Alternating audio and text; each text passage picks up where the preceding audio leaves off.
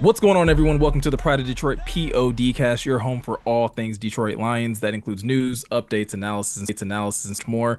Is a not so happy Monday, not a great start off to the season, but you know what? That's what you guys have us here for. We can basically be there for each other. We can all get all of our negative feelings out of the way because Jeremy, this season did not start off the way that any of us expected it to.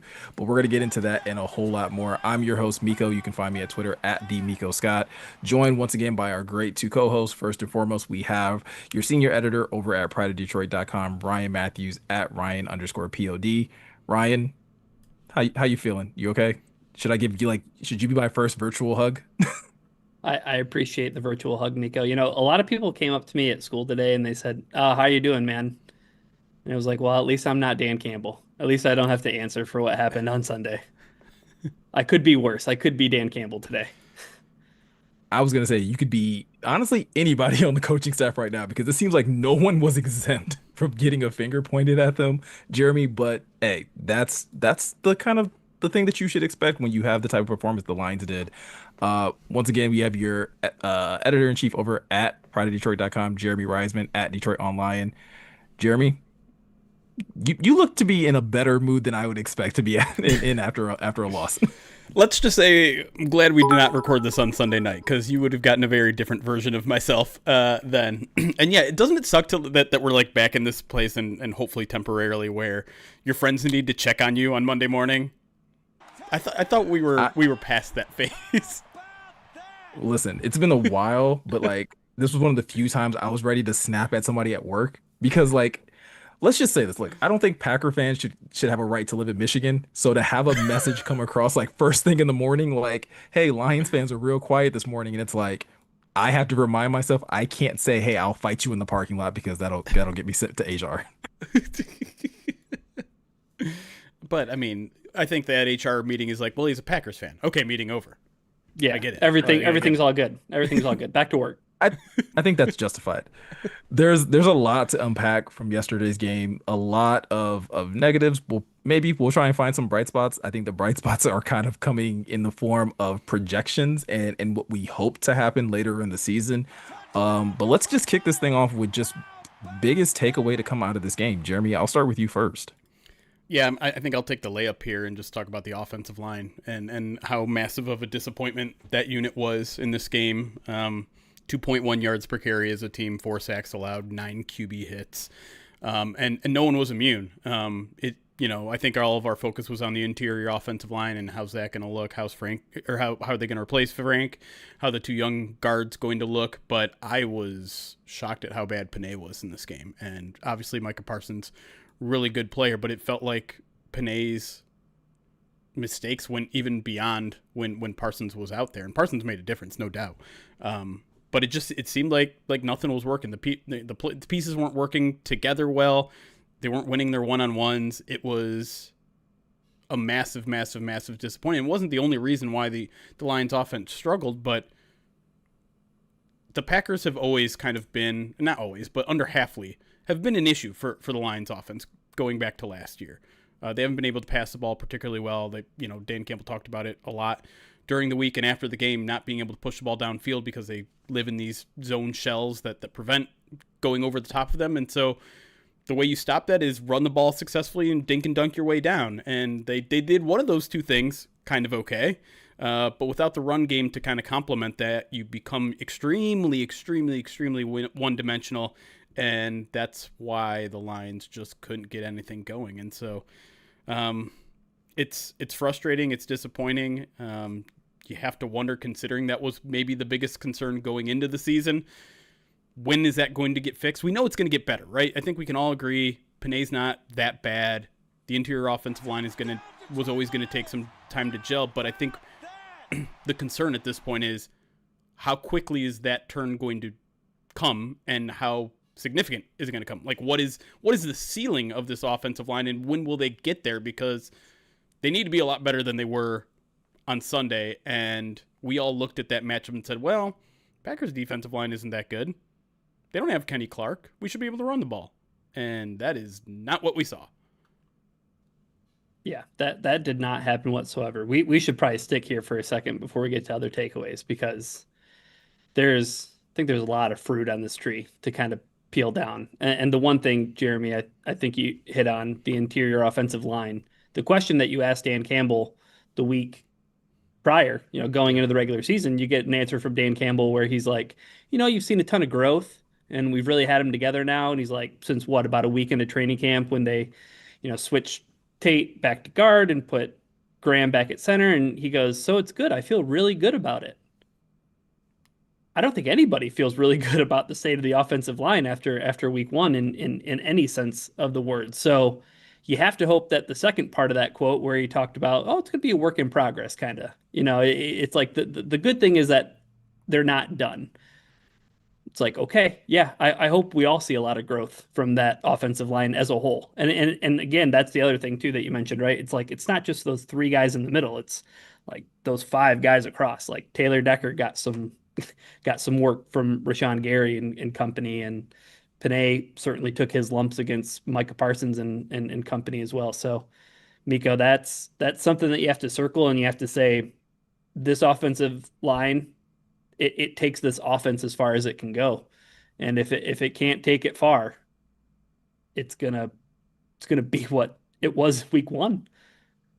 I think you have a lot of people that look at that performance and they say like, I understand if you're someone that's like, man, I don't see how it gets that much better from here. And it's hard to say like it's going to take reps, right? It's going to take a lot more cohesion across like all five of those guys to be able to trust the person next to you. And the thing that makes that difficult is like these are real games now. Like these are live bullets now that you're having to face each and every week. No one's going to necessarily give you time to figure it out. Like that's a lot of time that you're going to have to put in when you're at practice. It's a lot of time that you're going to have to put in the meeting rooms and those types of things to be able to get to that level that they're used to playing at, Ryan. I think one of the plays that like sticks out to me where I was like, this is not good at whatsoever is I think it was the Luke Van Ness sack where I just see Christian Mahogany like full extension, like legs behind him, getting driven back, and I'm just like, this is not good. This is not what I expected to happen this early in the season. And it does, for me at least, raise that question that we kind of danced around a little bit in the offseason, which is like, was it a good decision to like not have these starters get any reps in the preseason at all? I think we can all wrap our minds around like the reason for that. But when you see a performance like that, Ryan, like it definitely makes that question come back to the surface where it's like, are we sure this is how we want to go about like every offseason getting guys ready to play in the regular season? And I'm admittedly somebody who has repeatedly said, well, they get plenty of reps in joint practices when they have the Dolphins show up, when they have the Texans come to town. Like everything's all good. Like they get plenty of live reps. They get opportunities against other players. The thing is, we're not going to know the answer to whether or not Dan Campbell's going to do a little self-assessment until a year from now, right? Like we're not going to know whether or not Dan Campbell's going to change his methodology in terms of getting starters on both sides of the football out on the field during the preseason. But Jeremy, I think at this point, there's enough proof in the pudding to say maybe we should at least reconsider some of our practices. Yeah, there's certainly enough. And I think this year was the year where you had the best argument to maybe do it in the preseason a little bit. Because of the offensive line, right? Considering the new offensive line, considering the changes at coordinator, just getting that chemistry going in a game day kind of sense. Like you can do some of the operational stuff on the sidelines in practice, but it's not quite the same. I still don't know where I stand. I can tell you if someone would have asked Dan Campbell that question today, would you have reconsidered how you approached the preseason given how rough everything looked, all the MAs, all that stuff? He would have said no. He would have said no. I just think he truly believes in his way, and that's understandable. I don't think he's stubborn necessarily. I just think he believes what he's said when he's been asked this question before, which is we believe we get everything we need out of joint practices. And I think here's the thing. If you are going to dip your toe into the Lions should play their starters in preseason, I think it has to be a significant amount. I don't think 2 drives in one quarter in the final preseason game, I don't think that does anything. But if you like commit to 2 full halves, maybe 3 full halves in 3 preseason games, that might have an effect. But the question is that worth it? Is that worth the injury risk to play 3 full halves in the preseason? Because I think that's how much you'd probably have to make a noticeable difference.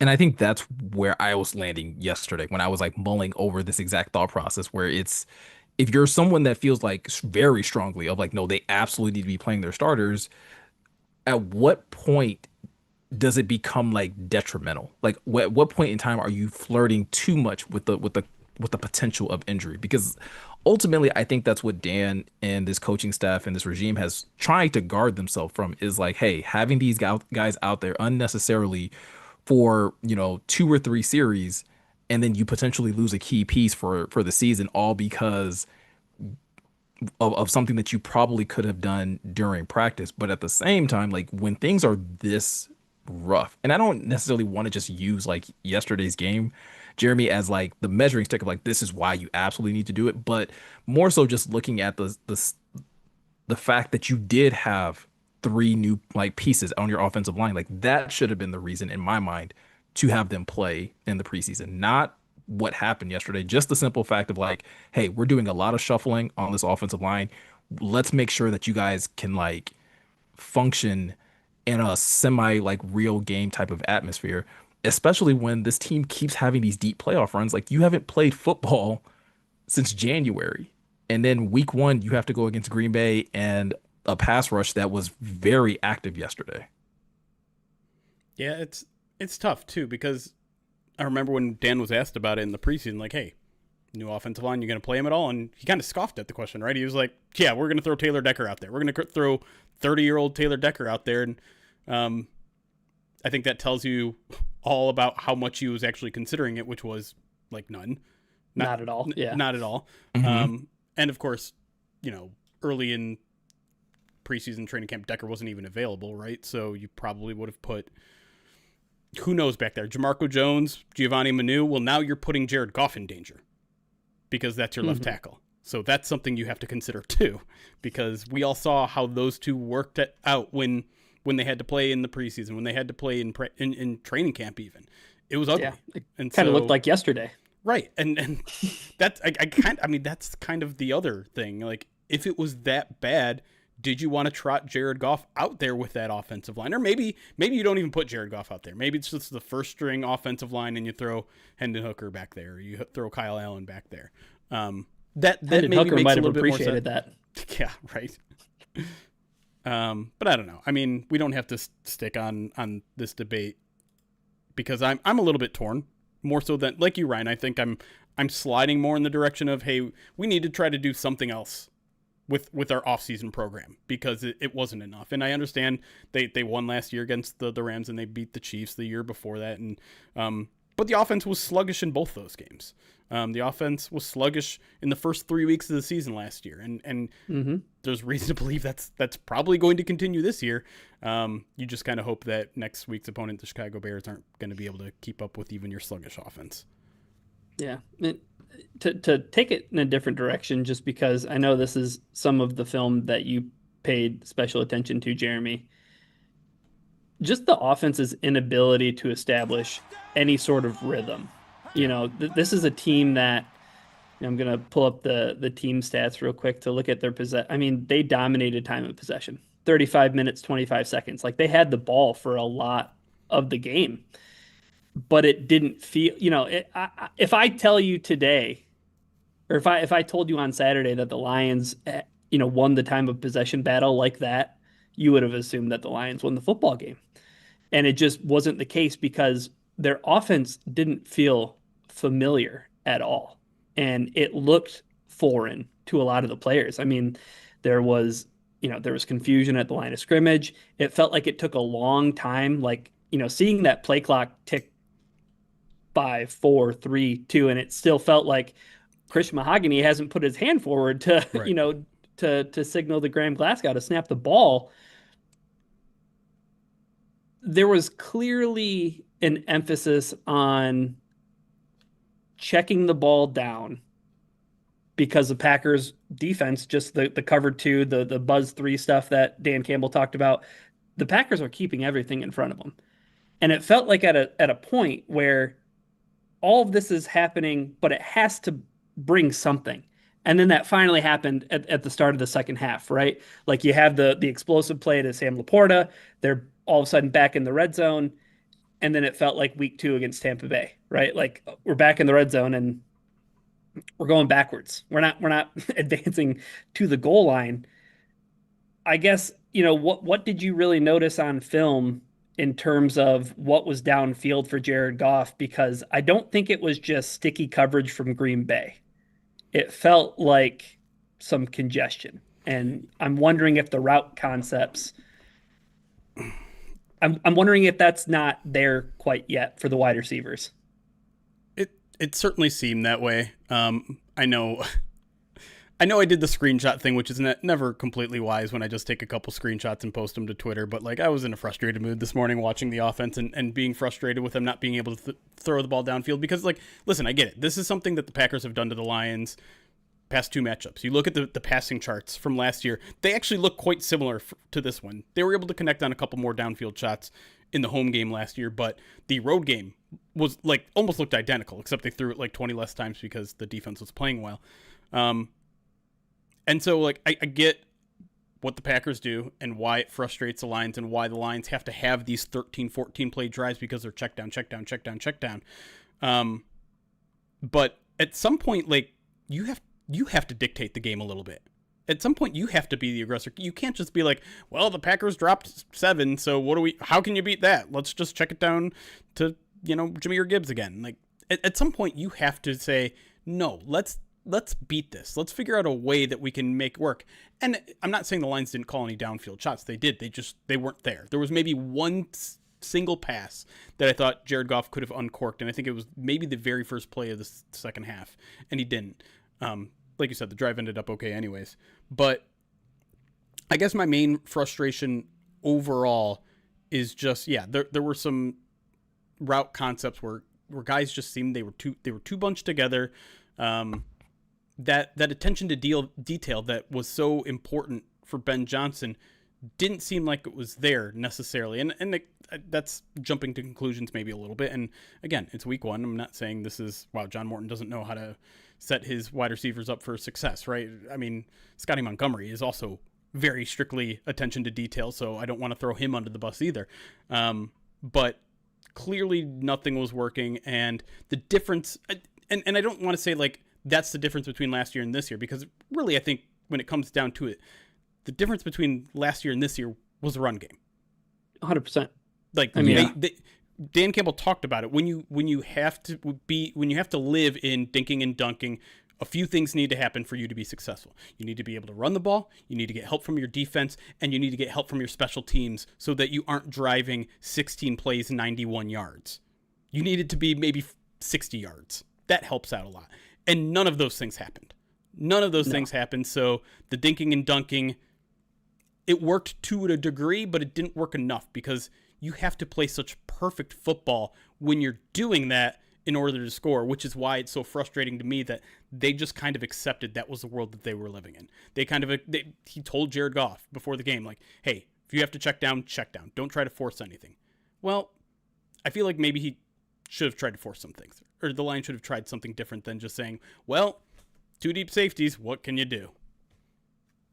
That's the thing that, like, the whole emphasis of the run game to me is why, like, I can't be overly critical of the pass game, like, in week 1, because we know that the run game unlocks so many different things in the pass game. And there's a number of things that I think happened in the pass game where they're trying to get the ball to Jahmyr in space, and it's just not quite working there, right? Whether it was trying to get offensive linemen out in front of him to block, or him just, like, I can't remember how many times Jahmyr slipped where it looked like, okay, he's trying to make a move and he just can't quite get his footing.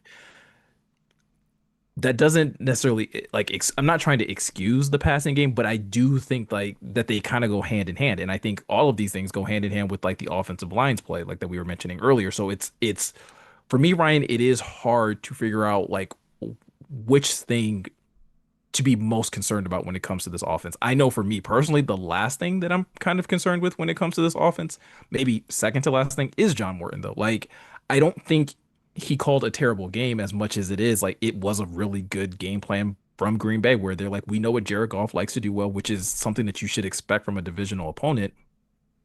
And they just executed that aspect of their game plan better than Detroit did, in my opinion. Yeah, if you take a look at some of the stats too, and normally I would probably rail on Jared Goff for having the lowest A dot of any quarterback in week one at 4.2, but that was what he had. And the biggest difference is the run game. And, even if you go back to that November game that they played last year in that nasty weather, the running back still averaged 4.4 yards a carry. This was arguably the worst rushing performance. I think I had to go all the way back to that week 5 or 6 game against Tampa Bay in 2023. And Jahmyr Gibbs was inactive, and David Montgomery was hurt before halftime, and they had to completely abandon the run because they had Craig Reynolds. So, like, yeah, was it 46 yards rushing in this game? Yeah. And Yeah. It's something that if this offense, I mean, we're hitting on everything in terms of the hallmarks of what has made this team successful on offense is the offensive line and the running game that sets up the pass. Like that's what needs to happen. Those are precursors. Those are prerequisites in order for this offense to be successful and in order for Jared Goff to be successful. Like point blank period, end of discussion. So those are the things that I think need to be cleaned up the most. Yeah, the one thing I'll add, and then we can move on to something else, is the next gen stat to me that popped out the most, that was just like stunning, ridiculous, explains the entire game to me, was, quote, the Packers hit Lions ball carriers behind the line of scrimmage on 16 of 22 carries, 72.7%, the highest rate the Lions have allowed in a game under Dan Campbell. Under Dan Campbell, going all the way back to 2021. When the offense wasn't doing anything. This was the worst run blocking performance in the Dan Campbell era, period. And I think that pretty much like circles MAs, right? Guys missing blocks, guys being probably late out of their stances to be able to get a hat on a hat. To kind of switch gears, I know we just talked about the offense. The thing that stuck out to me was at least the first half defense, because there were listen, I still think Kelvin Shepard is going to be a fantastic defensive coordinator, but there were a couple head scratches there, Brian, where I was like, hey, can we not drop Aiden Hutchinson in coverage on a third down when you kind of need your best pass rushers? Like, can we do a little less of that for the rest of this game?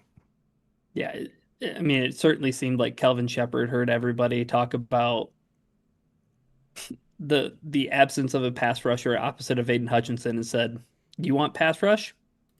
You ain't going to get it until I give it to you. Because here's the thing I want to say about the defense. I'm not super down on the defense. I'm not super down on the defense. I feel way worse about the offense right now, September 8th, than I do about the defense. I think there were a few bad plays on defense in terms of missed assignments, in terms of, just communication on the back end. I know Jeremy highlighted you got a new guy in DJ Reed, you got a Meek Robertson coming over. It's like they just got crisscrossed. They didn't communicate right, and then it opens up an explosive play for Green Bay. Those things happened, but I mean, in that first half, even on Green Bay scoring drives, how many times did the Lions get the Packers in third and long situations? Drives me crazy. That's the most frustrating thing. So like that was my big takeaway, was the defense was just frustrating. It was a gift wrapped interception falling out of Alex Anzalone's hands. Like at that point, and then the very next play is the Brian Branch play. Right. Either of those plays happen, it's a wildly different football game. It's still 17-6 at that point. And the defense was starting to string together some stops. Like the defense looked good going from, that second quarter to the third quarter. They forced a couple of 3-and-outs. I think they held them to, I had the numbers in my article that I put up this morning, but it was they held them to 56 yards on 14 plays on 3 straight series. Yeah. Like the defense, I thought looked great for a stretch, right? And then there was the drive where it was two plays and they're in the end zone. It was getting the Packers into third down and not pinning your ears back. To Miko's point, it was dropping your pass rushers into coverage. Which is it? Calvin Shepard trying to throw a curveball? Yes. Undoubtedly, right? Like yes, like that's the answer to that question. Is Yeah. were you getting a little too cute? Maybe it worked once, but outside of that, like you earned the right to rush the passer. Like if I'm Dan Campbell and I'm talking to Calvin Shepard after the game, it's like the run defense was awesome. Aside from the end of the game where things were, I think, a little bit just like defeated. Like Yeah. I think the Lions, like they couldn't get any momentum on offense, and it was just like we have to go out here and tackle Josh Jacobs again. We have to, Yeah. we have to do this again and again, just for what? So that the offense can go out there and damn near end up in their own end zone for a safety, right? Like that's the frustration is that I think the defense played a lot better than people are giving it credit for because they did the one thing that we have all counted on a Dan Campbell defense to do: stop the run. They got into those situations where they could have really gone after Jordan Love and Jeremy. It was just like weird blitz packages, like things that got picked up like on the interior of the offensive line where you're trying to throw a linebacker and it's like Derek Barnes is dropping into coverage. Why is Derek Barnes dropping into coverage in pass rushing situations? Why is Marcus Davenport? Why is Aiden Hutchinson doing that? Yeah. And Eric and I got into this a little bit in a Pride of Detroit director video. It kind of feels like a result of how they built their defensive line. They built it with a bunch of run stuffers, right? They focus on that really at every position, right? If you can't hold an edge, you're not going to be a pass rusher for this team. If you can't if you can't, occupy blocks on the interior, you're not going to be a defensive tackle for this team. And so when it comes to third down, third and long, when you've earned that right to rush the passer, they have to get cute. They have to send extra guys. They have to blitz a lot. And they like that. They live in that. But the problem with that is, one, you become predictable. And I think the lines were very predictable on third down. I think you saw Jordan Love on several occasions identify the blitz, change the play, change the protection, and beat them. And then two, it requires, like, okay, well, if they know we're just going to blitz our linebackers every time, well, let's get cute. Let's drop some edges. Let's drop some defensive tackles into coverage and see if we can confuse the quarterback that way.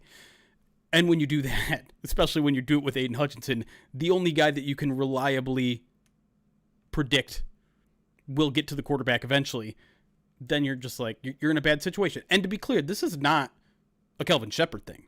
This was an Aaron Glenn thing. They have not been a particularly good blitzing team since this regime has been in town. And so this is where I think some of the frustrations from the offseason, where it's like, hey, why aren't we getting a pass rusher? Hey, why aren't we getting an edge rusher? Why aren't we getting an interior pass rusher? I remember in free agency, like, I was like, forget all this edge stuff. Like, give me a defensive tackle that can pass rush. And then they go outside and Roy Lopez, and they're like, aren't you happy they got a defensive tackle? No, that's not what I was looking for. So Monkey I mean, paw curled. Right, exactly. Yeah. So I get what the Lions are trying to do, but in order to do it, they either need better blitzing linebackers, or they need to get a little bit more creative in the way they're setting up these blitz packages, or they need to do a better job at just disguising it, because it wasn't where it needs to be. And yeah, there are people in the chat that, like, fair, like, we have to take the whole defensive line for what they thought it was going to be, right? Like, Levi was going to be part of that plan. Wingo is hopefully part of that plan. Hassanin may have been part of that plan too. And they've hit some bad injury luck already, but they've known all of those things for months now. They knew they were going to be without Levi. They knew they were going to probably be without Wingo. They've known for a few weeks about Hassanin. So, like, figure it out. Figure it out. That's why, to me, though, and Dan brought this up during his press conference today about, specifically, I think he was more so talking about the offense, where he was like, hey, we got to get back to basics. I think the same thing rings true, though, for the defense. Like, I think you have to earn the right to get that cute and that exotic in your blitz packages. Like, you have one of the best pass rushers in the NFL, period. Make that opposing offensive line respect him before you decide, like, hey, we're going to try and confuse you. Like, I'm pretty sure it was like the first third and long that the Lions had Green Bay in, and they dropped Aiden Hutchinson into coverage, and it's like, wait a minute, like, I'm fine if you want to do that in the third quarter after Aiden has basically had Jordan Love running for his life. Right. But when we haven't even set that as a baseline, it does seem like you're putting the cart before the horse a little bit in those situations. Yeah, it went 3rd and 10, 3rd and 6, 3rd and 9 that ended up being a touchdown, and 3rd and 7, like in less than a quarter's time. Like the Lions put the Packers in those situations, and the Packers converted and converted and converted, and you kept on seeing, a similar plan, and it was like, okay, well, it's broke, time to fix it. Yeah. I will say, like, the Lions admitted it. The Lions admitted they were getting too cutesy with the stunts and the things, and they stopped doing it in the second half. And Dan said and what happened? it looked better. Worked. It looked a better. lot better. They didn't get a ton. They didn't get a sack, obviously, and the pressure numbers are still relatively low. It's interesting to note, though, that according to NFL Pro, their pressure percentage in terms of because Jordan Love only had 22 dropbacks, and that was, I think, the second fewest of any quarterback in week one. When you go to pressure percentage, they were actually 13th best, so pretty much middle of the pack, which I think goes to show you that it was starting to work a little bit towards the end, but Jordan Love threw the ball, dropped back 6 times, I think, in the second half, so you just didn't really get the opportunities to rush the passer in the way that may have made the unit look a little bit better over the final stretch there. But at the same time, 4 for 6 for 21 yards in the second half. That's all Jordan Love was able to muster. And really the running game wasn't working too much in the second half either until very late in the game. So I do think the Lions learned a lesson. And that's what Dan Campbell continually says too, right? Like, you don't fully learn the identity of your team until week 4, week 5. And so maybe they learned some things about their defense, their blitz packages. They need to be better. They need to, as he put today, they need to find guys who can win their one-on-ones. And there were some players that did an okay job of that. There were more that didn't. And so maybe that means some of the new additions that we didn't get to see, some of the new defensive linemen that we didn't get to see.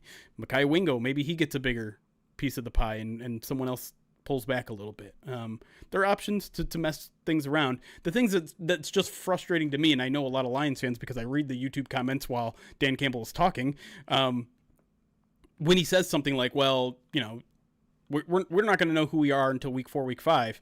And then, after that press conference, you go watch replays of Bills, Ravens, and they're just lighting up the scoreboard and look like they're unbeatable. You're like, okay, those teams didn't seem to have to take a month to figure out who they are. And I think that's valid. They should look better than they do. Yeah, it shouldn't take until week 6, 7. You know what I mean?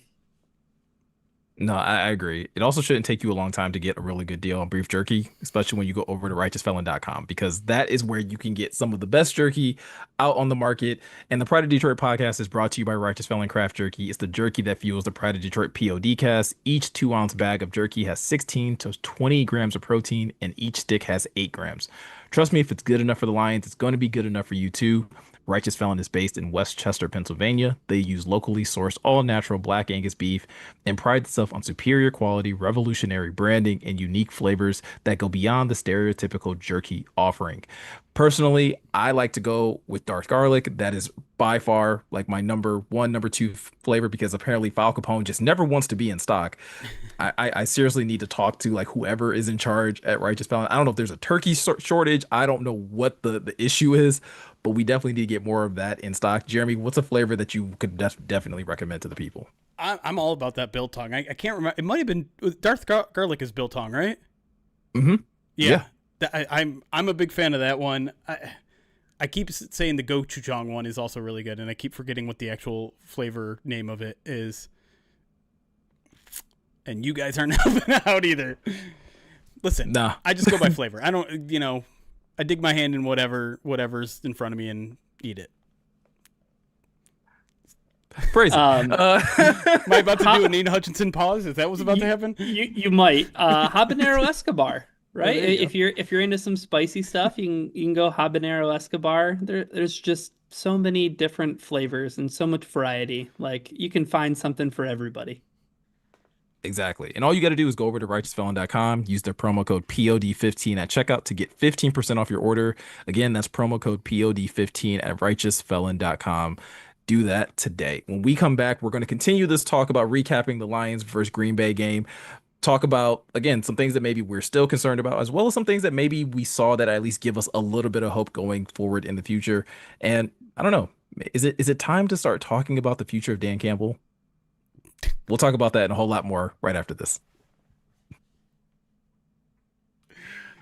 Damn, Miko, you gonna drop that before? 97-1. Wow. Send your text into the ticket text line. Oh man. Blame Ryan, because I had no plan on like bringing that up. I didn't even know that was a thing that people were Don't talking blame me. about. I didn't say anything. You said it before we went on about like, oh, should we start the show with should we fire Dan Campbell? That was in jest, Miko. Hey, I don't know. I take you to be a very serious individual. Oh, do you? By the way, I didn't. transition grades were all over the place, by the way. We got as low as a 6.5 and as high as an 8.1 on the segue to the ad read. That's still passing, no matter how I look at it. But Luxtables regraded you to a 0.0 after the transition to the second segment. Sorry, you don't get to revote. I don't know what you think this is. There are no revotes. Somebody had a Mike McCarthy lines next OC tweet yesterday. Whew, breathe, everybody, breathe. It was bad. It was real bad. It was not great. It was one of the worst performances of week 1. Thank you, Miami Dolphins, for basically taking that honor. I'm glad I came very close to sending off a couple of like, well, looks like those reports and joint practices are true. Thank God you didn't do that. Yeah. Because Miami Dolphins fans would have seen that and probably fired back around 8 p.m. last night. Yeah. Oh man. Yeah, around 8 p.m. they probably should have leaned into it and been like, "Yeah, we are really bad, huh?" Right. All right. Let's read off some alerts and then we can hang out for a little bit. We're gonna try to get everyone out here before Vikings Bears so that we can all watch that game, get a preview at the Bears and what they look like under who's their head coach? I don't remember. Oh man, just read the alerts because I don't want to say things. I'm so sick of social media.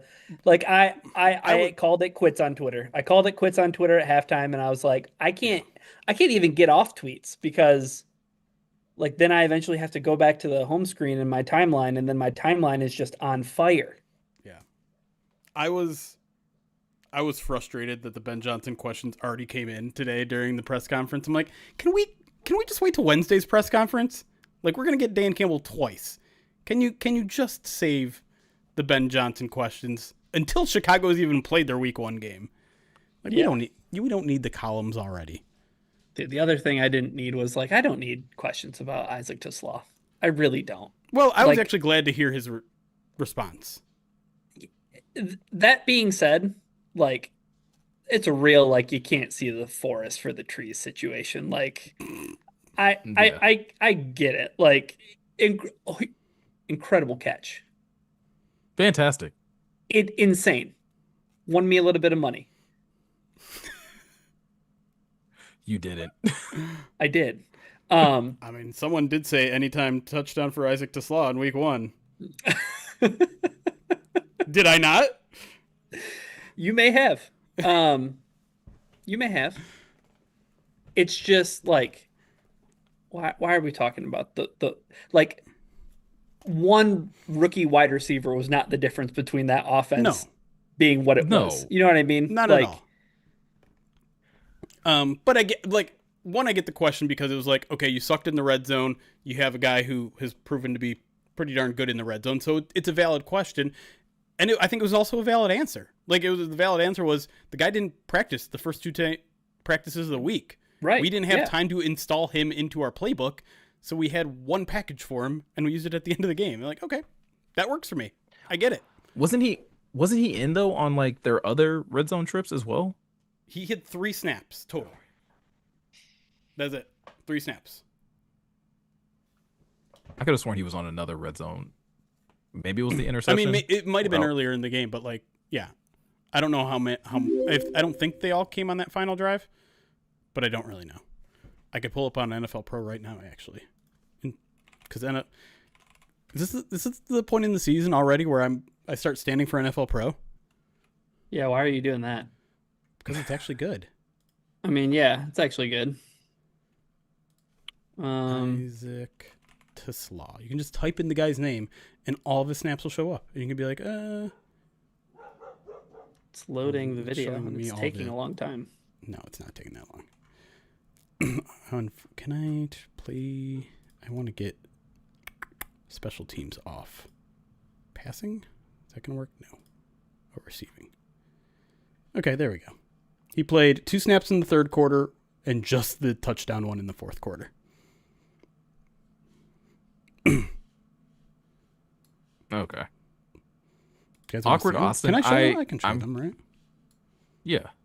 Awkward What's Austin. that? I kind of agree with you. I wouldn't say hate it. I was a little like caught off guard by how much the ball was in Gibbs' hands like early in that game. I don't know. I would have liked to see like Monty get a few more runs. This is like the catch-22 of that, though, right? Like last year, it was like, oh man, Jameer's so good, we got to get him the ball more. Like I don't get why Montgomery's starting. Jameer's the better back, and now it's like the line should have been more physical at the beginning and should have given the ball to Montgomery more. And it's like, well, you can't have it both ways. And I'm not saying you were on both sides of that. That's not a perfect circle between people who thought that and now think this. Like, Yeah. I just think like in watching it play out where it was like specifically like on the runs to the outside where it's like, okay, that's definitely not working right now. Like right. maybe we should be more smash mouth, right? Like for a bit. I also think Gibbs wasn't the most patient back yesterday. I think a couple times like he gave up on a hole that may have been there where he was just like, I'm just gonna use my speed. And it worked a couple times to his credit, but I think a lot of times it wasn't. There's also like, and again, I'm generalizing some Lions fans. I don't think this is everybody, but I think it was kind of funny that at the end of the season, what was the narrative about Ben Johnson? Too cutesy, right? Stop with all the like just basic run the ball, none of this fancy schmancy stuff. And now it's like, where was that stuff against the Packers? Why was everything just dinking and dunking and running the football? Why weren't these crazy route combos? It's like, what do you actually want? You just want the thing that works in this exact moment.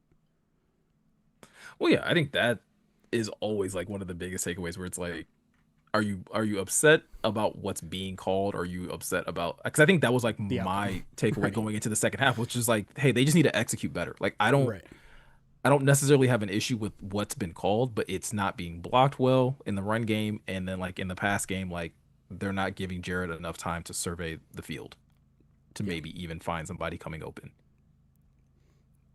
Yeah, I have to say, just the last thing on the Tesla stuff, the reason why I got in a bad mood early on about it was at like 7 o'clock in the morning, someone's replying to Justin Rogers' tweet about the snap counts and somebody being like, Raymond 44 and Tesla 3. And then somebody saying, coaches better be answering some questions on this today. If they weren't going to play the kid, they might as well not traded Patrick. I'm like, guys, we got bigger fish to fry right now. Like this is a non-issue right now. Yeah. It's a non-issue. I do find it funny when like I get tweets from people that are like, they send me like a list of questions. These questions need to be answered by Dan Campbell. Ask him, or this media is cowardice. Like, all right, relax. Like, are you assuming I'm a puppet for you? Like, what's going on? Right. Listen, I don't know. I mean, feel like in a very like basic sense, is it our job to get answers that the public are interested in? Yes. Am I going to fire off like, hey, are you thinking about firing your offensive coordinator early again this season? Like, no, I'm not going to ask that. That there's a difference. Are you going to hold everyone responsible? Like, that's not how you ask that question. That's not how you get an actual response. You just want me to be mad at Dan Campbell for you. Right. Like, don't they know the person to send those questions to, and they will ask them? Because there is somebody that if you send those questions to them, they will ask those questions at Allen Park. Zip. Whoop. Can you ask if John Morton will come down from the box next game? No, I won't, because he won't. That's You have to wait at least. You have to wait at least 3 games to unlock that question. I do. Yeah, you have to do a bunch of side quests before you can access that part of the main quest. Yeah. I understand, like, everyone's looking for the answer of why the offense was bad, but I just like that it's like, okay, point to something that's different. Point to something that is weird, that I don't like. It's they didn't play in the preseason. It's that this guy's up in the box. It's the, I don't know, whatever you can. Jahmyr Gibbs was the starting running back. Like, what? Sometimes the answer's right in front of you. The offensive line sucks. Right, dude. now. I go ahead, Miko. I think to piggyback off of that though, like when people are like asking, like, I don't understand, like, what's so wrong, like, why are they? And it's just like, guys, it's not, doesn't take deep analysis. They are not playing up to their standard. Like, and that's a good thing to like be able to notice that. Like, this team has played to such a high standard that when they're not playing there, you notice almost immediately, like, hey, this does not look like Lions football. Right. And I think in so many years past, prior to or before Dan Campbell, like, it was always like you never were sure what type of Lions team you were getting, and you always had to wait X number of games to be like, oh, this is how I feel about this team now. We now go into the season with very high expectations. So when Penei Sewell isn't playing well, and it's like, well, what the hell's wrong with Penei? He's playing like crap. Like, there's nothing there's nothing to break down, there's nothing to analyze. He's not playing well right now. So 2 points to that point, right? Like, the Lions haven't lost back-to-back games since, I think, October 30th of 2022. Something like that. Yeah. You want to talk about a high standard. You want to talk about the heights that this team has reached. Like, that's the expectation, is that, if something doesn't go well in week 2 and this team is 0-2 going into week 3, if this was the reaction to one game, week 1, I don't know what's going to happen if that comes to fruition. So what you're saying is week 2 is must win. 97-1. Oh man, there was one other point I wanted to make, but go ahead, because it was something that you were talking about, Jeremy. I was going to get to alerts. Go ahead at some point. Mm-hmm. And you can jump in when it comes to you, I guess. Okay. LJB Ruff, 64 months subscribed to us on Twitch, says football is back. Kind of. Didn't feel like it necessarily, but theoretically true. Pseudo Sofer, thank you for the 10 months subscribed on Twitch. Silver Rush, 28 months on Twitch. K Gilliard, thank you for following on Twitch. Knoxville Lions fan, 38 months subscribed on Twitch. Ryan Toledo, 37 months, says, was Johnny Moe too busy preparing head coaching interviews to prepare for this game? You got me. Oh, boy. By the way, did you guys happen to catch any of the Madden Sim? Because maybe my favorite thing happened ever doing the Madden Sim on Saturday. I did not. No. Well, 2 things happened. One Malik Willis had ended the game, and I told everyone to @ you on Twitter. I don't know if anyone did. Oh, I think some people did. The other thing was I was going through the roster before and just like checking to make sure everyone was in the right place. And I'm like, oh, they actually have Grant Stewart as a kick returner. That's good. Do you want to guess his Madden rating as kick returner? 59. 62. It was 0. 0. Not great. It was literally 0. And I couldn't stop laughing because I'm like, how does this happen? How do they know to put him in the right spot but don't even give him a grade? That's wild. Yeah. It That's was very wild. funny to me. Man, yeah. Grant Stewart has a bone to pick with Yeah. the people at Madden. Madden Sims every Saturday morning. It's a good time. Jet in Savannah, thank you for the 14 months. Throw some FTBs in the chat. I guess it is FTB season. Yeah, starting in about an hour. I mean, might as well get a head start on it now. It's week 2. Yeah, get warmed up. RJ 100 bits says, why are they starting Monty over Gibbs? He's our tone setter. Why aren't, I think probably said, aren't they starting Monty over Gibbs? He's our tone setter. Feels like we're getting away from our identity. We can talk about this. I didn't mean to like push that concern to the side because I get why people are upset about it. Or would you guys, if you were the offensive coordinator, would you rethink the strategy for that particular game? For that particular game, I don't think I would rethink the strategy in terms of like starting Gibbs first. Like, no, like, because I think to say that would almost like insinuate that Jahmyr Gibbs does not reflect their identity, which he does, right? It's just the opposite side of that, right? Like Monty's the hammer, Gibbs is, you know, the flash in the pan, essentially. So it's like I like I said, I more so was waiting for them to pivot and be like, okay, like, hey, the runs to the outside are not gaining us the success that we want to see. Let's put David in and see if we can get something. Because I thought Monty had a couple good runs early on where it was like, okay, like he's doing what we're accustomed to him doing in the run game, getting those tough yardage, and then it was just like, all right, now we're putting Gibbs back in. It's like, maybe a little too soon. Not that this is like the rushing stat end all be all, but in terms of success rate, which is something that I like, and basically the way it's calculated is on first down, if you gain at least 4 yards, it's considered a success. On second down, it's getting half of the yards to go, and on third down, it's obviously a conversion. Dave Montgomery had a 45.5% success rate, which was tied for 18th among 45 running backs who qualified. Can I guess Jahmyr Gibbs? You can. Is it like 22%? You read my article. I 22 edited it, but 22.2%, which was the third worst. Only now this will surprise it surprises me because I only saw one highlight of this guy and it was the best highlight. Bijan Robinson, 8.3% success rate. Oh, Was he terrible running the football? Oh, he was. 12 rushes for 24 yards. that's not good. No. I feel like I saw like a red zone clip of him. It must have been a reception that he ripped off. Yeah, it was a Yeah, 50-yard it catch. was. That's Yeah. what I was referencing. So if he had an 8.3 success rate on 12 runs, that means he had one successful run, right? 1 out of 12, is that 8%? I feel like that's 8%. My English degree's over there, so That's wild. yes. Dear Yes. Lord.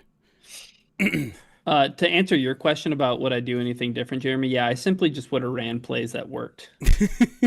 I would have dialed up some stuff that led to points in the red zone. I simply would have put the players in position to make plays where they are successful, just like simple elementary stuff. We didn't Fair. talk about it the first half, but like I did want to say, like with Sam Laporta, we talked about it prior to jumping on here, but like fiery Sam Laporta, our golden retriever T-Pain player of the week, maybe. That's gonna die an unceremonious death like dagger time. Yeah, Chet, I think we talked before the show, and I think we're giving this the dagger time death before it even arrives. It was fun in the preseason when you could always point to silver linings, but it's less fun after a terrible game like that where you're just like, do we really want to celebrate anybody? Another 0-1 in games that matter. Nah. But yeah, so like fiery Sam Laporta was something that like it was that catch that put them in the red zone Yeah. on that drive right after the half. And it felt like a moment where he was being a leader that I hadn't seen before.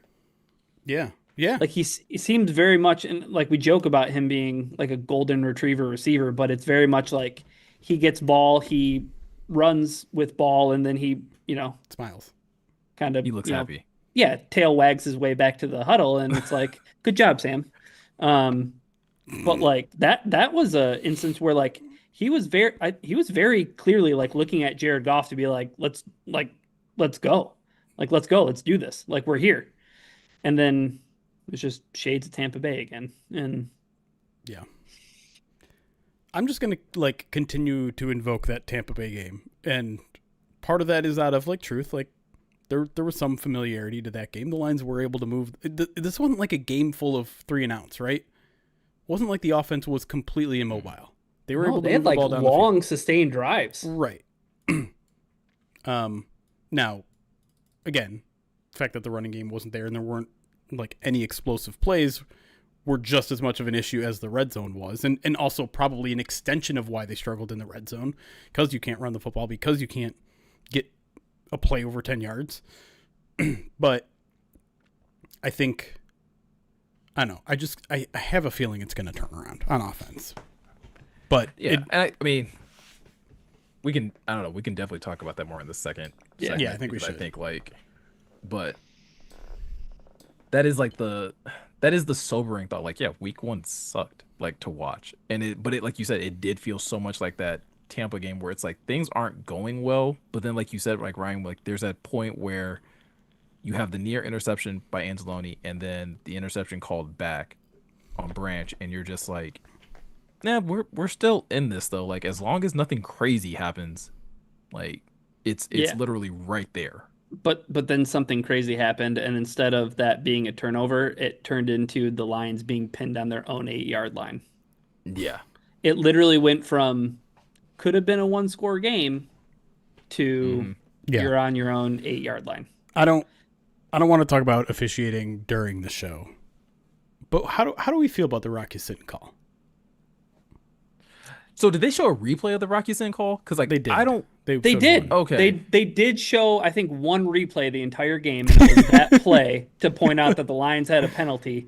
Because I don't know if there was a false start that was called on a punt that was really an offsides. Instead, they wanted to show the nameplate to Micah Parsons while he was sitting on the sideline instead of showing the infraction on the Lions that was actually on the Packers. Okay, now that you mention it, I do remember it, because I remember watching that and I'm like, not holding, like, because I'm like trying to see like how far, like, does he get past 5 yards? And then when he does get past 5 yards, like there's a hand on the back, but it's like that's not holding. Not much. Right. It wasn't much. I don't like. I get why it was called, but I don't like it. And it's. I mean, this is what we were going to have to. It's not why they lost. It's not why they lost. Right? Yeah. But I think it was a continuation of like, I bet the Lions are pissed that was called. The reason why they tried to get these penalties. That's why they changed the rule. Yes, honestly. And there was another illegal contact. I'm like, that's. I don't remember who it was on, and I think it was eventually declined because they caught it anyways. But I don't know. I don't like the way defense is being officiated in general. I'm pretty sure it was DJ Reed. It was like a crossing route. Yeah. Yeah. And then there's the whole thing. The blocking the quarterback, that's a new rule or no? I know they were talking about it a lot, but at some point I was just not paying attention to the announcers because it sounds like it's newish. Yeah. Everybody and their mother was like, "Oh, but Jared Goff can get his head blown off by Frankie Louvu." Right. And I think the fundamental difference that they were trying to point out on the broadcast is like, Love couldn't have made a play. Like he wasn't part of the action, quote unquote. Whereas like Goff was like near where the return was happening. Yeah. I don't know. Whatever. I mean, whatever. I still saw a dude take a step towards the play. So like, Jordan Love, you don't 100%. Like Jordan Love, you don't want to get hit. Yeah, don't go towards the danger. Right. I think the rule shouldn't be you can't touch the quarterback. It's just like, let's draw a line in unnecessary roughness. You don't have to blow up the quarterback, but if you want to get your hands on him and shove him a little bit, like that's fine. And I understand that's like trusting the refs to draw a line in a gray area, but they do that a million times a game anyways. Like, But that's just what happened don't on the throw a Hutchinson shoulder. play, though, right? Yeah. Right. Yeah. Like that is the gray area. So like you do Yes. have a gray area already. Yeah. I don't We know. need some moderators. Ugh. What's happening? Just a troll on YouTube. Hold on. Please hold. I got you, YouTube. And then we'll get to the rest of the alerts here. While Jeremy is doing that, I do have to pass along, unfortunately, something I heard on Barstool. But it's just God. something that it's just something that blew my mind, and I'm not sure if you guys have heard it, but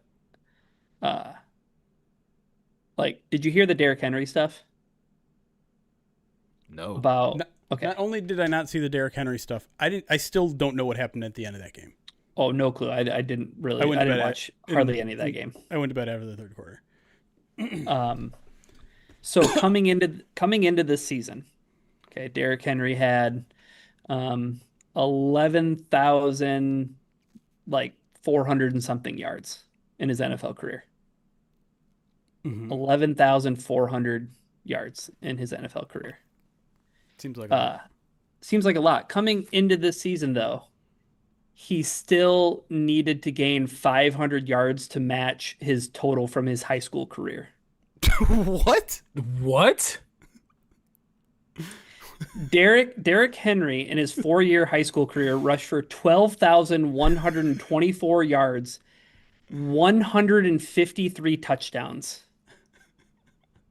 In what, 4 years? I guess. In 4 years. So his 4-year yards per game rushing average was 252.6 a game.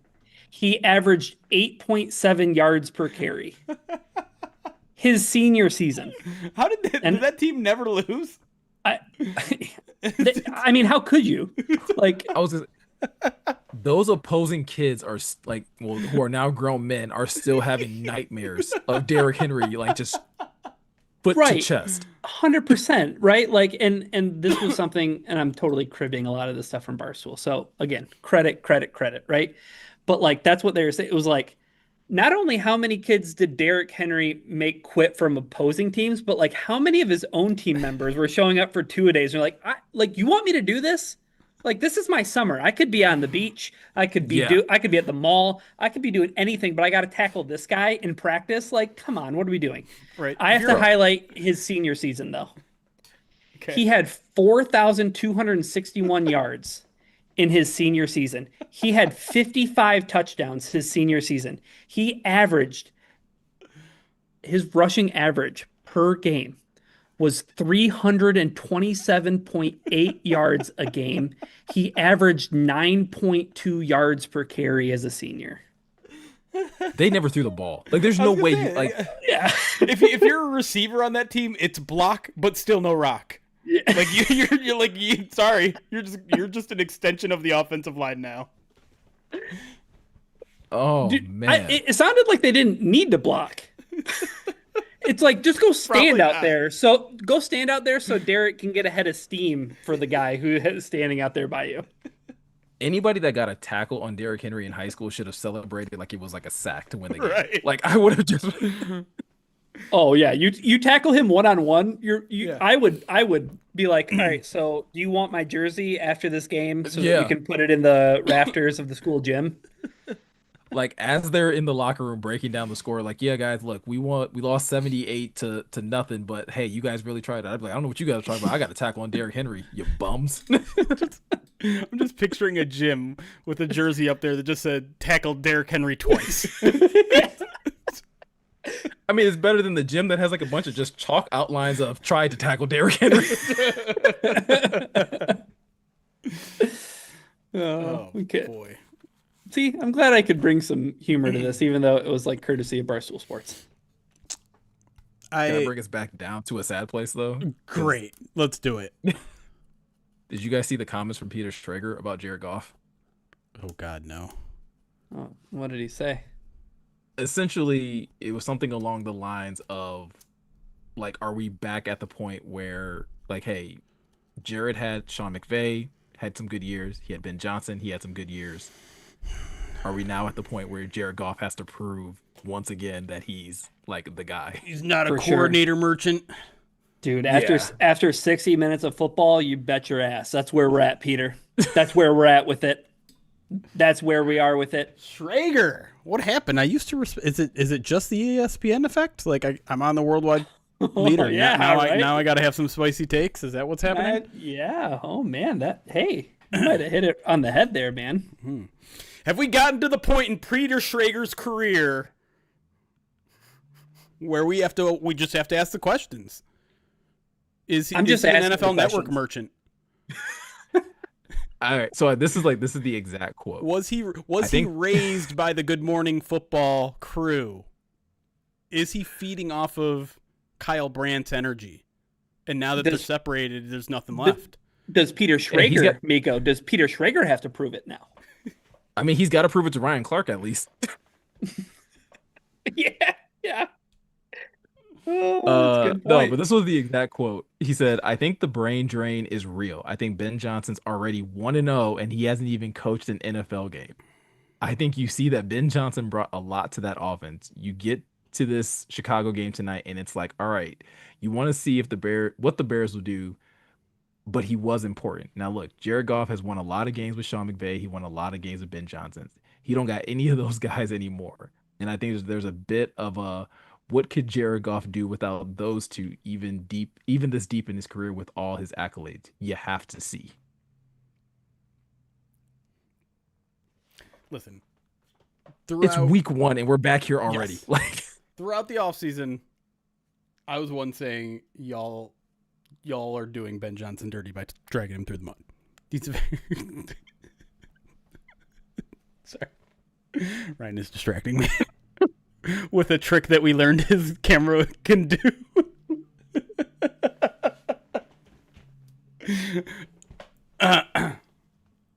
Ben Johnson's a great coordinator. Was fantastic here. The Lions are going to miss him.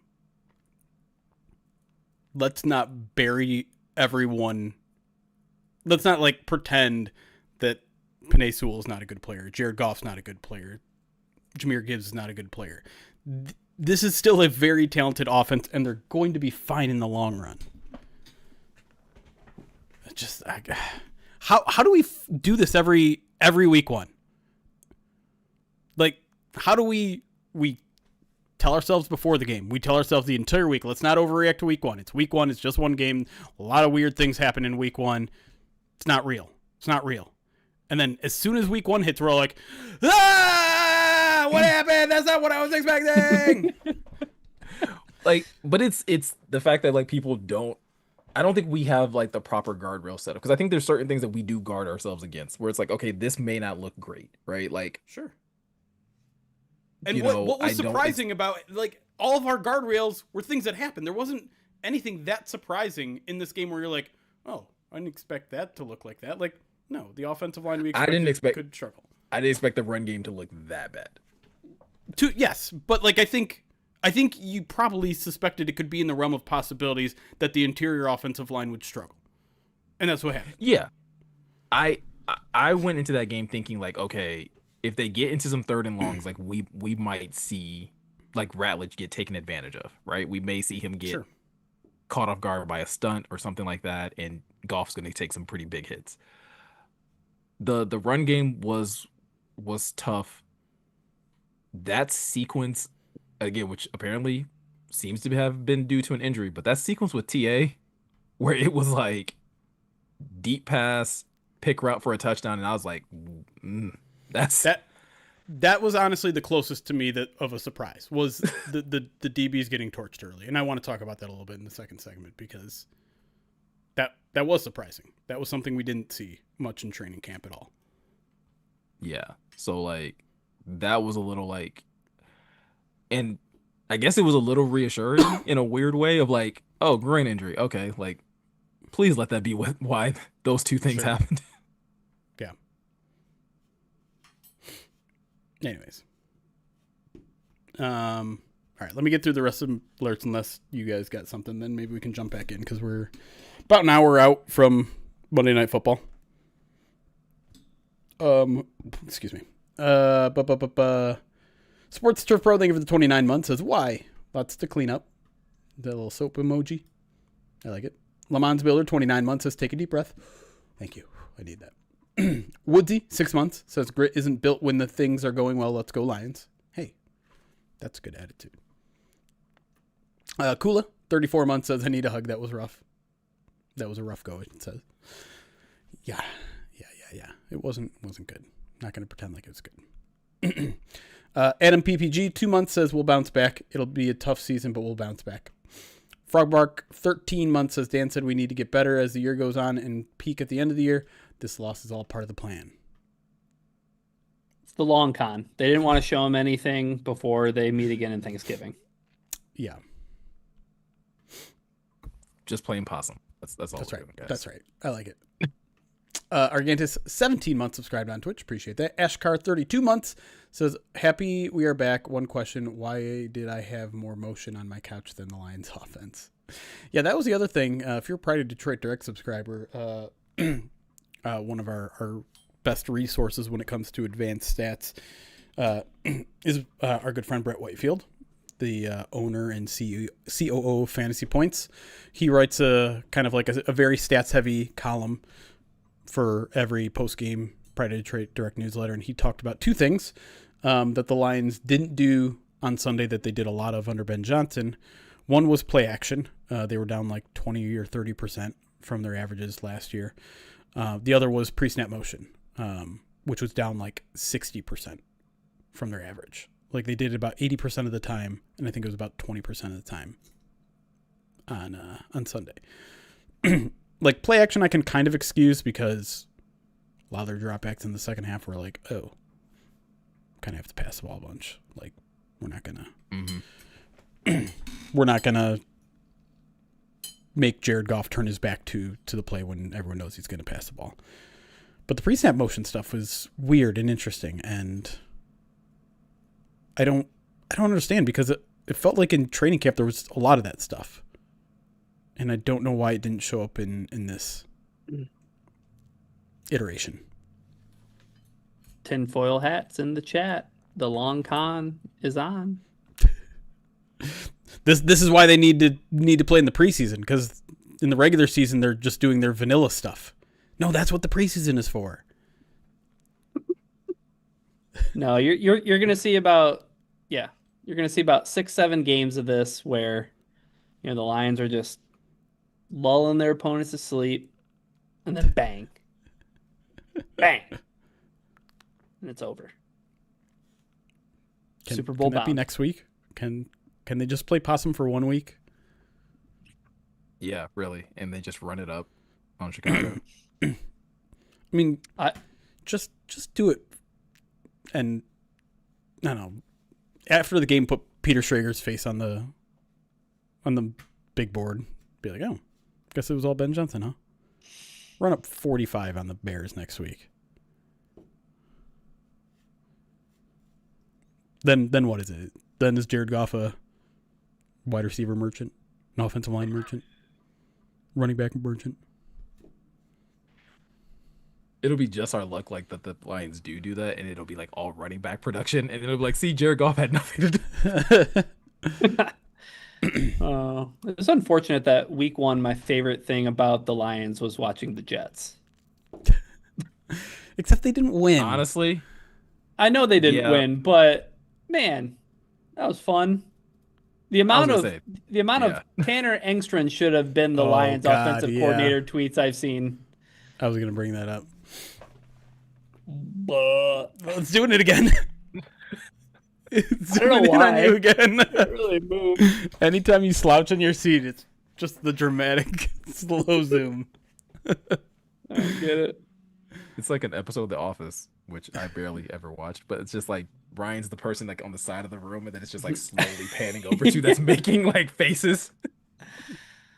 We're calling him Mon Jordan now. No, Instead of John Morton. That's got to be the Madden version. That's the Dan Crimble. Don Crimble.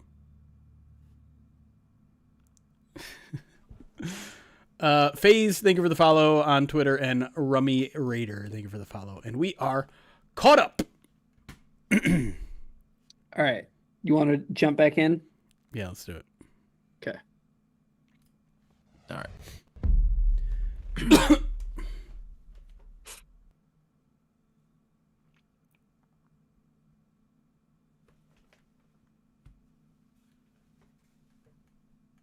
And welcome back to the Pride of Detroit POD cast. Last segment, we talked about the offensive line guys. We talked about a little bit about the defense. We talked about some of the play calling stuff.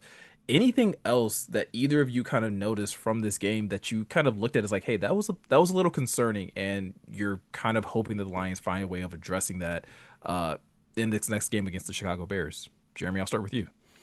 Yeah, I think it starts with the secondary. I did not expect them early in this game to be beat in man coverage by what is not that impressive of a Packers wide receiver group. There's some guys that can do some good things, but I think we looked at that group as pretty underwhelming, and we were, myself very much included, very excited about the look of this secondary. I said multiple times this offseason I thought it could be the best secondary in football, and they did settle in after the first quarter, maybe the first and a half quarter.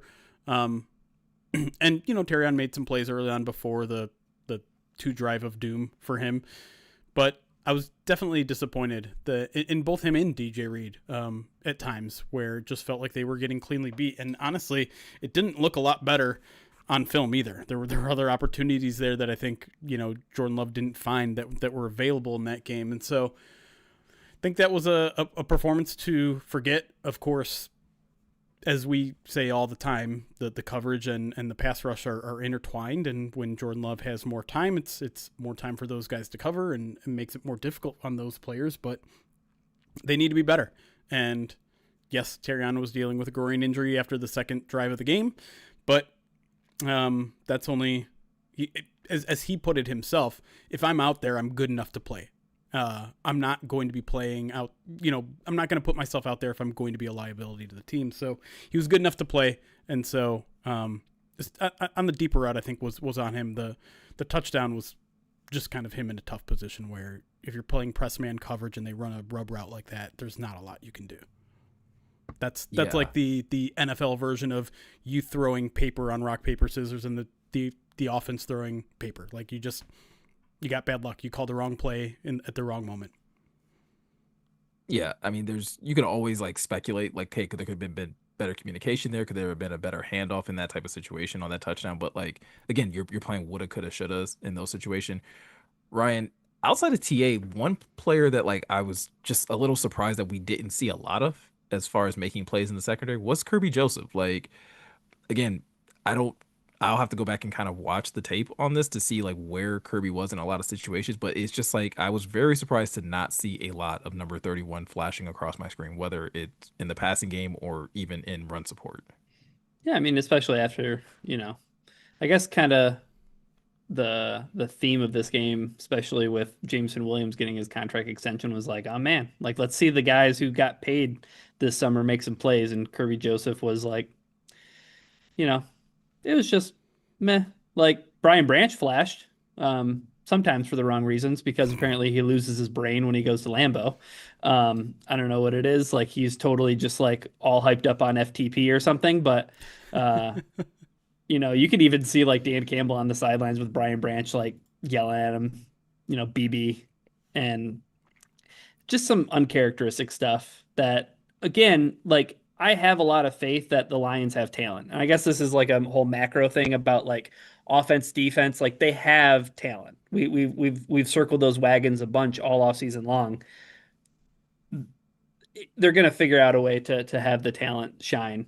One of my big things was seeing how many snaps DJ Reader played. Holy smokes, that guy was on the field a bunch, and honestly, too much. Mm-hmm. He needs to be on the field less than what he was on. He had a chance at making a play in the backfield on Josh Jacobs. I don't know if you guys remember that play, but it was late in the game, and I just wonder how many snaps that guy had played at that point, and he just missed Josh Jacobs. And it's like, well, maybe if you didn't play, I think it was 77% of snaps, Something like that, yeah. which is just like a huge workload for a guy who's that big. 37 of 48, so he only missed 11 snaps. Holy jumping Toledo. That's a lot of work for that guy. Tyleik Williams played a lot. But I kind of want to circle one of the things that I really liked, and I mean I love Jack Campbell. Like Jack Campbell, I thought a lot more good than bad, especially in run defense. Yeah. And that just kind of comes back to, we were talking a little bit in the break about, excuse me, the guardrails that we were maybe concerned about, the things that we thought might go wrong, like having your camera all of a sudden just like auto position in a certain way for you auditory people out there. But we knew where there may be some bumps along the road. I was just like so satisfied with the way that the Lions played run defense that like I know that that's there. And there's other ancillary things that they can clean up that we've talked about, whether it's communication on the back end, whether it's figuring out a better pass rush plan. And the other thing too is the Packers might be pretty good. And I'm taking a page from Dusty Evely's book from our first flight conversation, but it's like you need to pump up the other team, right? Like the Packers are just really good, Like Lions aren't so bad. Packers are just a really good football team. How about that? How about that for a take? How about the Packers are NFC North contenders? How about the Packers are NFC contenders? Lions ran into a really good team. Can I get like 4 weeks before I have to admit that that's a true statement? No, you can do it right now. It's week one. You have to. Yeah, it's called cope, but try it. It's a great drug. I will say though, in talking about the run defense, that's a thing that does give me hope for this defense going forward. Right. Ryan, you talked about in the first segment about how frequently they were getting Green Bay into third and long situations. I have to believe that if you continue to get that many bites at the apple with a healthy Aiden Hutchinson, with a healthy Marcus Davenport, those things are going to happen. You're going to get to the quarterback. Yep. Maybe it does require just going down to the basics, but at the end of the day, if you can still make teams one-dimensional, I think that's one of the tried and true things about the NFL. You want to limit the number of ways that a team can beat you. And we kind of mentioned this a little bit in the break. And this is a bit of copium to say this, but at one point in time when that game was 17-6, and you look at two potential turnover opportunities, it really kind of set in as crazy and as terrible as the Lions are playing right now, this game is not out of reach. And a lot of that, I think, has to go to the credit of what that run defense was doing, Jeremy. So it's something that I kind of hang my hat on, where it's okay, listen, week one looks terrible, but if you tell me that I get this run defense the rest of the year, I think the Lions will be in a much better place by the end of the season. We're going to look back at week one all right, maybe we overreacted a bit. Yeah, no question. Good things are going to happen for this team on third down defensively. Especially if it's third and long, right? They're going to have to throw balls in Brian Branch's vicinity, in Kirby Joseph. According to PFF, Kirby Joseph saw 0 targets in this game. That's just not going to happen. Either teams are avoiding him right now, or at some point they're going to have to. And if you get them into enough third and longs, you're going to have to. At some point, Aiden Hutchinson is going to get loose, and he might jar the ball loose. At some point, Marcus Davenport is. At some point, maybe they figure out a blitz package that actually works. Brian Branch's pick 6, guess what down it happened on? 3rd and 6. Didn't give you time to guess, but that's the kind of good things that could and should eventually happen once this defense gets everything figured out, and once, I don't know, the dust settles, right? We're working in very small sample sizes in 1 week of the season. I'm not that concerned about the defense, as we kind of talked about in the first segment. They do need to figure out some of their pressure packages, and I do think that the secondary is going to rebound.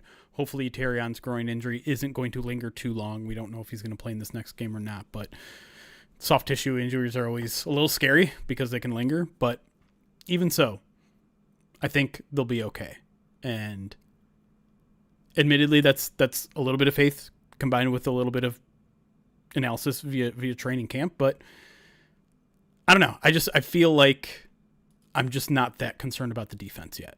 The offense, to me, is the bigger question. And because there's so much talent on that side of the ball, I tend to have faith they're going to turn things around there too. It's the linchpin. It's the engine under the hood. It's that how quickly are you going to figure out that offensive line? How quickly is that thing going to get itself right? Because it does feel like as many skill position players as you got, if you have to continually drop the ball off to Jahmyr Gibbs, there's only so much he can do. We thought maybe he could do a little bit more.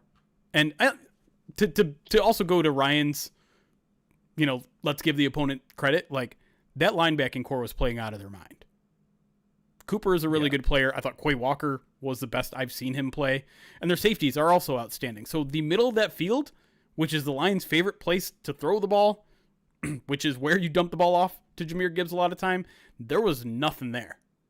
Like, Jahmyr Gibbs was not making the first guy miss ever because the linebackers were playing so well in the open field. And all the crossing routes up the middle were just not there because any sort of misdirect the Lions ever ran, those Packers weren't biting. And that is, at the same time, it's your job to make them miss. It's your job to misdirect them in a convincing enough fashion. And that does fall on John Morton's feet. But in general, like, that is a really strong Packers defense. It was pretty dang strong last year, and I feel like in year 2 under Hafley, it's even better. I will say this, though, when it comes down to the offense, Ryan, like, the thing that I am, at least, if we're talking about the run defense being something I can, like, hang my hat on, like, hey, I think this will get better. One thing that I did walk away from that Packers game is, like, despite how chaotic and bad that offensive line played, I still feel like Jared Goff, like, handled himself very well in the pocket. Like, when everything was, like, not looking great around him, I did not see as much panic as we've probably seen in past years where it's like, okay, he's running into sacks or he's like making very bad decisions with the football. Like, it's goes to what Jeremy was saying in the first segment where, like, obviously you would have loved to have seen him like make some gutsier throws, maybe challenged on the field a little bit better. But at the same time, I'll also take you not just like spinning into sacks or like making boneheaded decisions either. Yeah, I will say that I think when the pocket starts to break down, Jared Goff looks a lot like a guy who's staying the night at a cabin and he grabbed a throw blanket from the closet and it only goes down to his ankles and he's sleeping on a recliner. Like, it just doesn't look like the guy can get comfortable in any sort of way. Um, but there wasn't, I think there was only one like loosey goosey play where he was like going to the ground and he tried to like throw the ball to Gibbs, who was out in the flats, which was very like, go back to the playoff game in 2023 with Aaron Donald and him trying to, throw a ball that he didn't need to throw. But for the most part, like, he took sacks, right? And it's like that's just who the guy is. Like, he's not Lamar Jackson. He's not going to be able to run 15 yards backwards, make a guy miss, and then, pick up a first down with his legs. It's just not who he is. So that's why the offensive line is so critical. I think the running back stuff is, to Jeremy's point, like, those linebackers were crashing down and they were run fitting like monsters. And that's why a lot of the stuff that was slow developing that wanted to go outside, that's why I thought that stuff with Gibbs was it just wasn't working. It wasn't hitting because, also to your point, Miko, like, there were some opportunities where guys didn't put hat on a hat, and that led to Green Bay having an opportunity to penetrate and flow to the ball and crash down. And that's why, Montgomery did have a higher success rate than Gibbs on the day, I think, in my opinion, ultimately. So the offense, hopefully I believe in what Dan Campbell has to say. Like, the mistakes are correctable, and I think he called them so correctable that you have to give some faith to the guy who's headed up you know an organization that hasn't lost consecutive football games since October 30th of 2022. Like, if this guy says that they can correct mistakes, then I'm going to take him at his word, and hopefully some of those mistakes will be corrected. If you guys have more stuff to talk about the offense, great, but I definitely want to talk about special teams, because if there was one person I probably wanted to hear from today, it would have been Dave Phipp, because I don't know if I wanted to see a human head explode on YouTube, but I felt like Dave Phipp could not have been very pleased with what happened on Sunday. You're muted. I think that is a good segue into the third phase of this game that just didn't go the Lions' way. Like, we have put a lot of emphasis on the offense and the defense, but special teams, Jeremy, continues to not look as clean as I think Dave Fipp would absolutely like it to. No, I mean there are far too many penalties. There still is no spark in the return game. The Lions are kind of feels like they're butting their head against the wall a little bit with some of the choices they're making at returner. I don't know who I would rather have there. Obviously, Vaki is probably the ideal guy, but he can't be healthy. Maybe you throw Craig Reynolds back there now too. I like Grant Stewart. It's a fun story. It's an interesting idea. I don't see any sort of elusiveness out of that guy. It's just run straight, fast, hard. And listen, maybe that works. Maybe that's all they want. Maybe they just want a guy that can get them 30 yards and get them right around the 30, 35-yard line. And he's sometimes capable of doing that. But I mean, yeah, I don't know. I shrugged off concerns in the preseason because it looked bad in the preseason too. But it's the preseason. A lot of those guys didn't make the team. So I figured, once you get your starters in there, once you have like some of the guys that are like actual starters on the football team on offense and defense in that crew, maybe it looks a little bit better. It didn't. And I'm struggling to think of like any real good special teams plays that weren't short field goals or extra points. The kickoff doesn't look particularly good. The coverage looks meh. Khalif had what I thought was a really bad mistake at the end of the first half where he's running back and forth and burning 15 to 20 seconds when the Lions needed every second they could have. Yeah. Can I push back on that real quick? If you want. There was 21 seconds left. Like, and it all came back to the point that Romo was trying to make on the broadcast, right? Like, I totally disagree with him. I don't think that you call a timeout on 3rd and 2 because that gives Green Bay more time.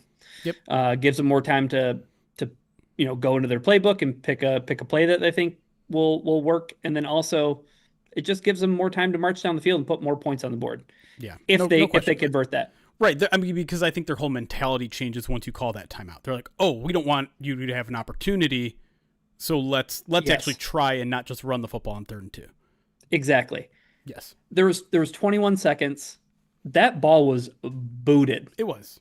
Khalif Raymond got that ball inside his own 15-yard line, and by the time he caught it, there was 14, 15 seconds on the game clock. I have no problem with him trying to make something happen. I think in the moment it was like, well, if you just catch it and you go out of bounds instead of trying to reverse field and then ending up further back, maybe you can do something. But like, I don't know. Not a huge problem with that, but I think the overall point with special teams is like kick return matters. Like just from watching all of the 1 o'clock games, like kick return really does matter in every sense. And like you need to have some guys back there that can get you out past the 30-yard line. Like if you are starting drives behind the 30, like that's a disadvantage to the offense. Like I think at a bare minimum, you need to be in a position where like you are starting out near that 30, 35-yard line on all of your drives. Otherwise, you're putting your offense at a bit of a disadvantage. I think the reason Grant Stewart is out there is twofold. One, get that guy with a head of steam because he can block. I think ultimately they want somebody other than Grant Stewart returning the football. But then two, like the guy is just, he seems like a big enough maniac that, yeah, like you do have to have a little bit of that in you to return a kickoff in the NFL and like, go head on a hat with a guy and really put your face mask into somebody. So it needs to improve. I think something that has gone unspoken about in this game, and I'm glad you're kind of bringing it up here with special teams, is field position. Like that's all that special teams is, right? It's working your field position. You know how many times the Lions started beyond their own 30-yard line in this game in the 1, 2, 3, 4, 5, 6, 7, 8, 9 possessions that they had? Man, 3? Twice. I was gonna say. Twice. That's it. Yeah. The 35-yard line on one touchback, and then a kick return that went to the 32-yard line. Everything else was 29-yard line or further in. That's not good. The Packers started at their 35 or beyond 1, 2, 3, 4, 5 times out of 9. Again, and setting your offense up for success, right, Miko? Yeah, and I think but it also raises the question that Jeremy had earlier, which is like, but who do you get to be that guy, right? Like, even if we're talking about like a healthy Sione Vaki, like I still don't look at him as like this dynamic kick returner. And I think that's kind of the issue that the Lions find, or this like, yeah, the situation the Lions find themselves in is like you have a bunch of guys that you're just not quite sure on. Like Grant Stewart is great to try it because it's just like, well, hey, like he's athletic, he's more athletic than you think he is, and you get him with a head of steam, and you at least know like he's gonna hit north and south at 100 miles an hour. Everyone else, whether it's sailors, whether they try Lovett out there, whether it's Craig Reynolds or anyone else, like it still feels like an experiment, and they don't necessarily have someone that's just like, hey, that's your superpower. Like that's what you do better than anyone else on the team. And I almost feel like that's something that the Lions have been lacking for a while now. Like they've kind of gotten away with it the last few years of just, hey, we just need a dude that'll go back there and you know, field a kickoff. I would maybe throw why can't I think of the rookie that's not to Slaw? Love it. Dominic Lovett. Yeah, That Miko like- brought up. Yeah. Yeah, love it. Like maybe that's that. I'm sorry if you brought him up.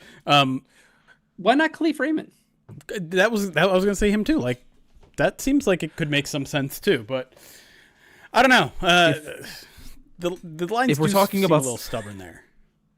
Yeah, I mean, if we're talking about at least just being able to start beyond the 30, like those would be the first two guys off the top of my list. Khalif Raymond, Dominic Lovett, like just so you can get some juice, right? Yeah. Just so that you at least have the threat.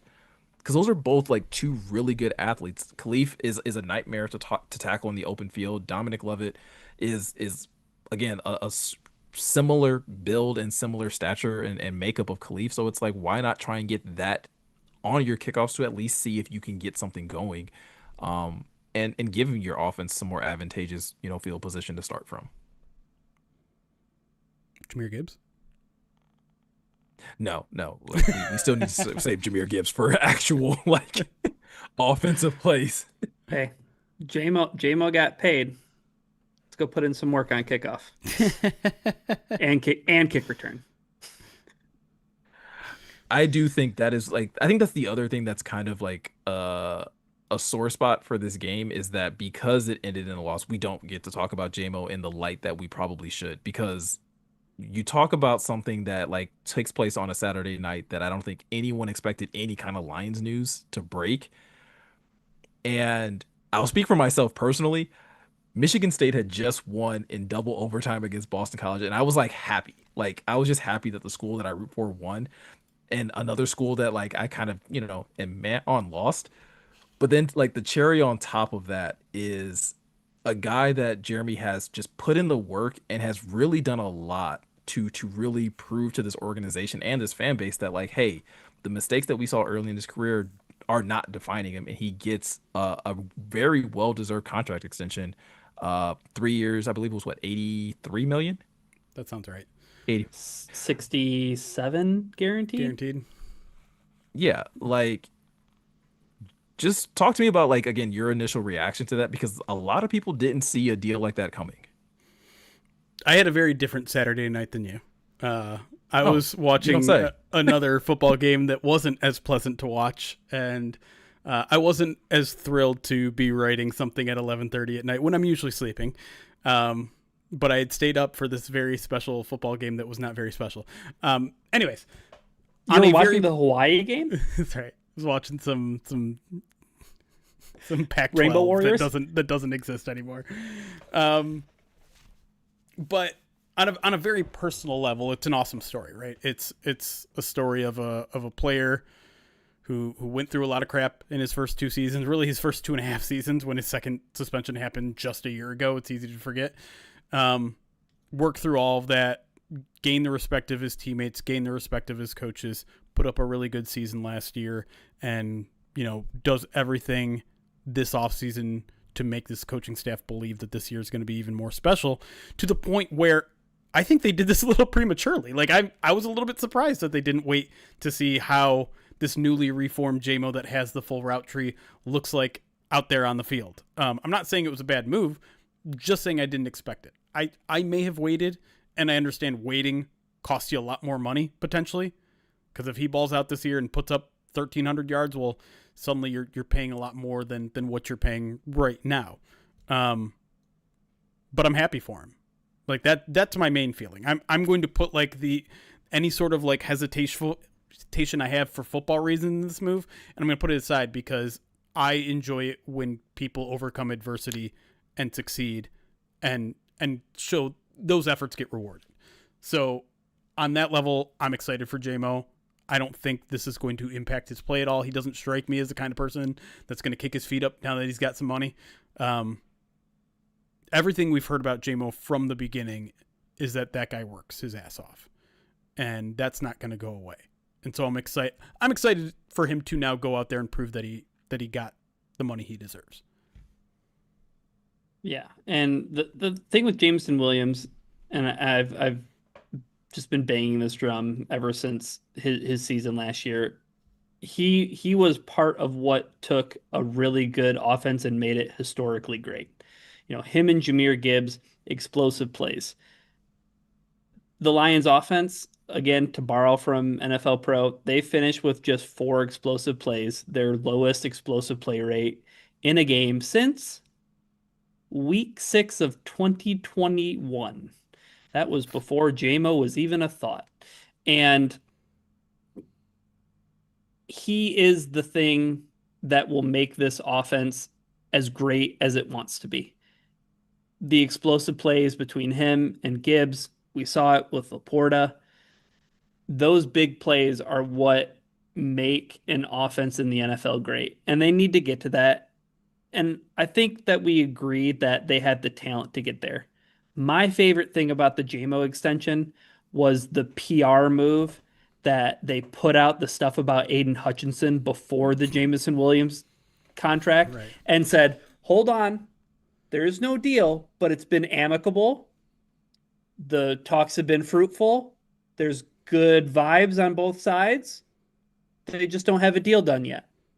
And I was like, this is a weird report to break at like 11:30 at night. Like, why is this a thing? And it was Jordan Schultz, JMO News. I was like, oh, that's why. That's why this happened. They wanted everyone to know that, oh, no, they're still working on the Aiden Hutchinson We're stuff. going to get that one done.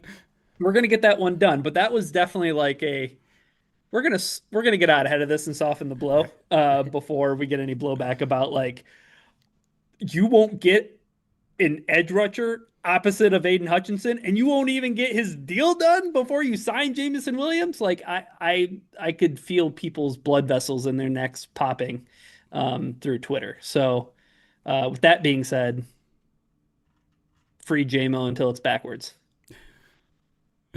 I think that's the thing that like that news breaking about Aiden Hutchinson like made the JMO deal better for me, in my opinion. Because in my opinion, or at least in what I wanted as a Lions fan, like this was the way I wanted things to play out. Like Jeremy, I hear what you're saying in the sense of like, hey, why not wait to see if this is new version of JMO actually like transpires throughout the regular season?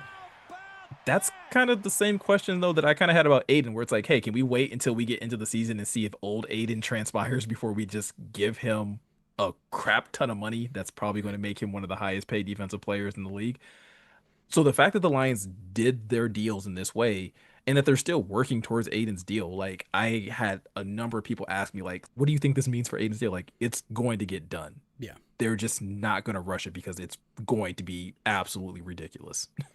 And even though we haven't seen like the full details of JMO's deal, and even the 83 or whatever it is was, I think by ESPN, it was labeled as up to 83. And so that's always doing a little bit extra work, and maybe that's not what the average per year was, which the average per year on this deal, as it was laid out, is 13th most amongst wide receivers. And you have to remember that portion of the deal is not kicking in for another 2 years. They're still getting him on his last rookie year this year. They're still getting him on the whatever 15 point whatever million or whatever it is on the 5th year option next year. The bonus, yeah. Yeah. And so that 13th in 2 years, when other wide receivers are getting paid over the next 2 years, is going to drop probably below top 20 by the time that part actually kicks in. And so I don't think you can understate how much of a deal this is. And it's why you get the deal done now, right? It's why you get it done. And it's not just like, hey, other wide receivers are going to get deal, which is going to raise the market. It's Jameson Williams is going to raise his own market, or at least that is what the thought is. They are afraid that Jameson Williams is going to ball the heck out and is going to raise his cost by at least, 5, 6, 7 million a year more. Yeah, and therein lies the gamble, which if you Sure. want to say that, I agree with you, right? Like it is a bit of a gamble from that perspective. I just think it's a gamble I'm willing to take. Well, right, because we were talking about this conundrum in the offseason, because it's like, well, if he doesn't play well, you don't want to re-sign him. But if he does play well, then suddenly you can't re-sign him. And so maybe this was the solution was, hey, if we just re-sign him now, he'll get paid probably an amount he's happy with. Maybe he's not happy with it, but he signed it, so I guess he's happy with it. And then if he balls out, you have a bargain for the next 4 years. Absolutely. All right. Do we Anything feel else? better? Do we feel better? Our live audience, I are felt we feeling great. better? I can't hear you. I'm sorry. It's not. I was gonna say you. I will say this. I feel better. I'll feel a lot better if the Bears lose tonight. Like if the Bears lose tonight, I'll feel ecstatic going into the week. It'll Oh, make man. Speaking of cope, that'll help out in a big way. Ryan, didn't you want to talk about the future of Dan Campbell? I'm absolutely kidding. how dare you? How dare you? Well, guys, that's pretty much going to do it for this week's podcast. Be sure to check out prideofdetroit.com for all the latest news and articles that are being posted over there. Jeremy, any other big upcoming things for this week? Midweek Mailbag's coming back to the podcast feed this week, so if you want to join us live, that'll happen Tuesday afternoon. It should be on your podcast feeds Wednesday morning. But other than that, just we're getting back into the swing of things. Oh yeah. Also, Before the Roar will be on your podcast feed on Thursday morning. So appreciate everyone that checked that out with me, Brandon, and Morgan. New preview podcast. So again, didn't get our predictions right this week. Hopefully we have better luck next week with the Bears game. But like always, if you guys want to stay locked into anything related to the Pride of Detroit crew, you can always, again, subscribe to us over on YouTube, subscribe to our YouTube channel, or you can follow us over here on Twitch at twitch.tv/Pride of Detroit, or wherever you can find us on social media at Pride of Detroit. So with all that said, I'm Miko. He's Jeremy. He's Ryan. Thank you guys for taking the time to watch and listen, and we'll see you guys in the next one.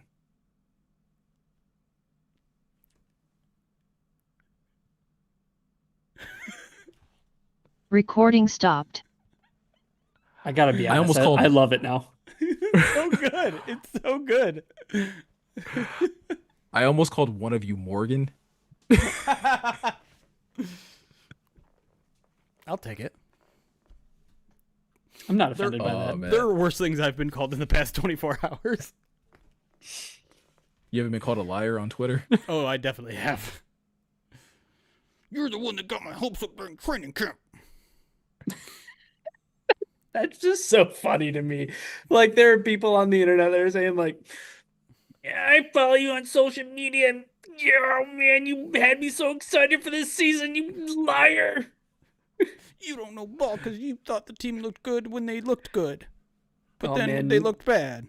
Neil must have been having a day then, huh? Neil? Oh. Probably quote tweeting you and be like, how can you believe a guy who's not even there? Who's Oh, not you even mean in the room. You mean the guy who said Micah Parsons is being overrated because he was a Dallas Cowboy? That guy? As the kids say, holy airball. Let me get through some alerts and then I think we should get out of here pretty soon. Yeah, I agree. Flair. Tier 2 sub, by the way. We don't get a lot of Tier 2 subs anymore. Thank you for 57 months. Says PODcast, help me feel optimistic. You're my only hope. Well, I hope we did a little bit. Did that help?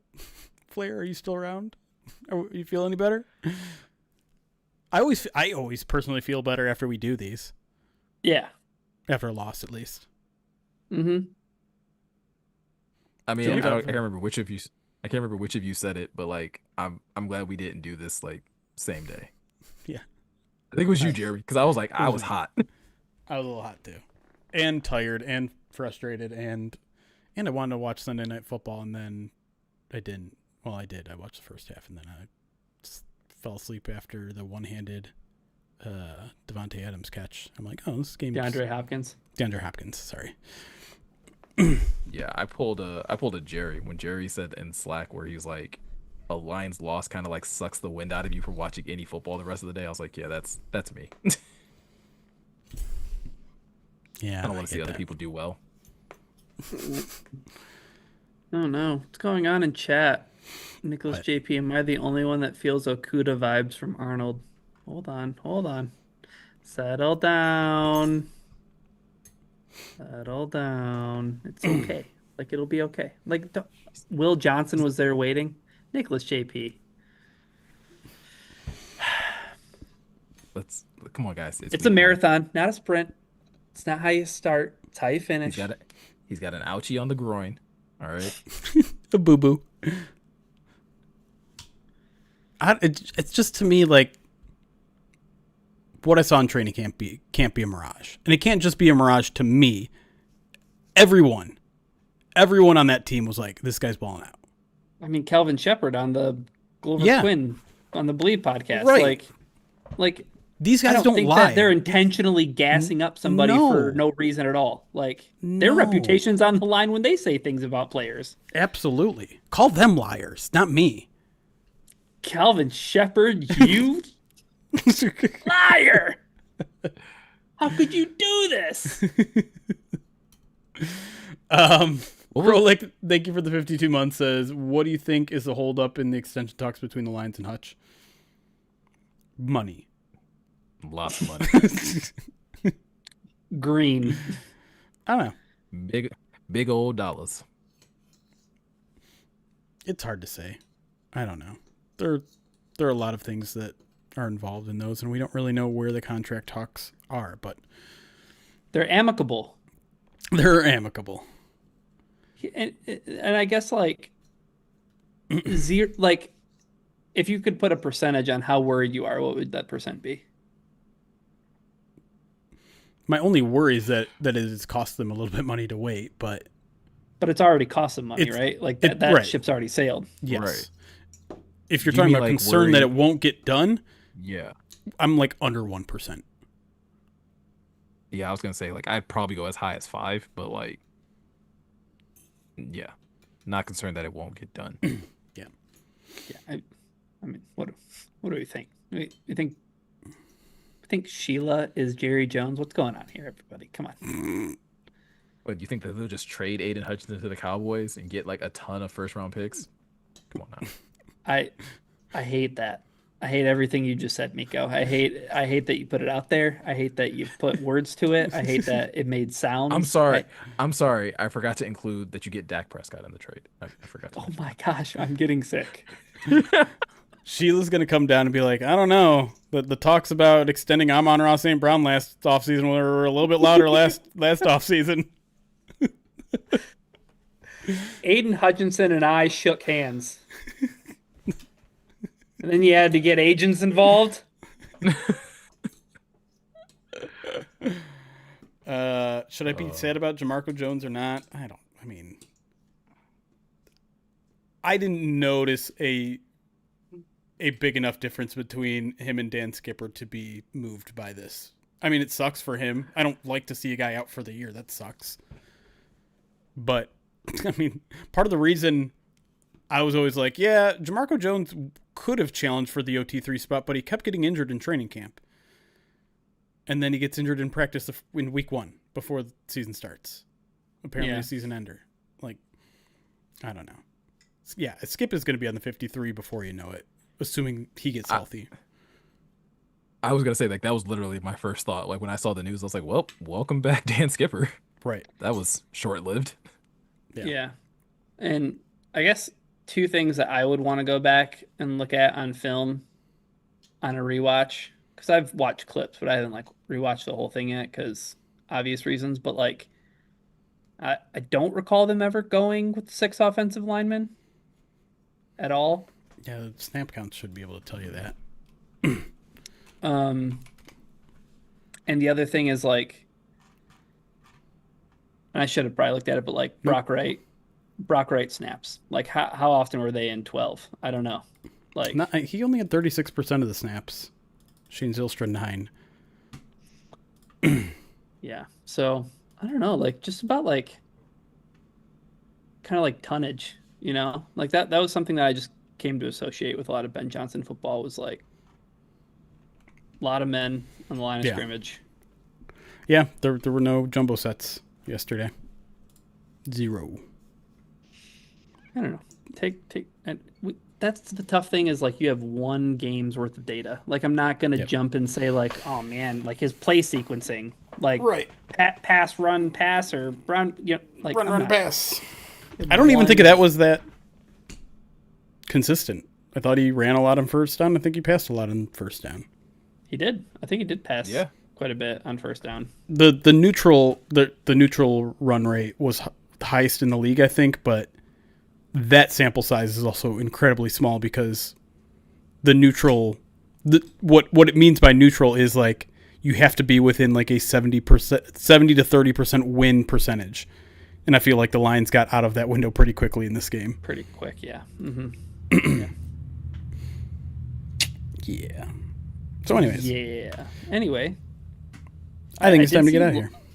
I did see Lions Blood 20 say that field conditions at Soldier Field apparently are not good. I did see someone saying that they were already like dumping seed 3 or 4 hours before the game because they just had a bunch of concerts there or something. Oh my gosh, dude. Ben Johnson is an indoor stadium merchant. Yeah. He's a turf merchant. Turf merchant. That sounds like an epitaph. Like that's yeah, but can we put Soldier Field like out of its freaking misery? I hate that place. Didn't their owner or whatever put out like a statement today about plans for a new stadium? Did he? I didn't see it. I don't know. Schefter tweets a lot, and so and you know what, Miko, in your defense, you can't always gauge the accuracy of a Schefter tweet on its first iteration. You have to wait for the edit. When you say he tweets a lot, you just mean every tweet he does is at least like 3 volume. times. Yeah. There's just there's so much that like happens in the course of a day where it's like on one hand, like I would love to be more in the know on things that happen. On the other hand, like bro, like some stuff isn't really news. Like I don't really like as a Lions fan, I don't think anyone in the NFL cares what the Bears owner has to say about their team other than the Bears. Yeah. It's that fine line of like, are we reporting or are we passing along information for agents 1 for 1, right? Yeah. Like I'm gonna do you a solid in the future that you'll do me one back. Yeah. Yay. Speaking of news, modern reporting. Speaking of news though, the Eagles are acquiring more talent. I saw that. They made another trade. Yeah. Tank Bigsby. Is Tank Bigsby that good? I don't know. Does he? I mean, they traded a 5th and 6th rounder for him, which seems like a lot. Wait, wasn't he like their starter last year? Like, didn't he start taking more snaps than ETN last year? Yeah, he did get a lot of work last year. I will say, like, and around we go in terms of nobody knows how much a player is worth in draft picks. Like that carousel just continues to spin. I'm going back through Twitter because I'm trying to see if I can find whatever the tweet I saw, and I'm like hitting a span of news that I just didn't see recently. Apparently, the injury bug is like kicking the crap out of the 49ers again. Oh really? Oh yeah, like Kittle, right? Kittle. Purdy has right? a left shoulder. Yeah, Purdy has a shoulder and toe. Kittle has an injury, like hamstring injury, which I think this is like reoccurring for him. And he's expected to be sidelined multiple weeks. Well, the shoulder stuff for Purdy, if it's the same shoulder, like he was dealing with shoulder stuff last year too.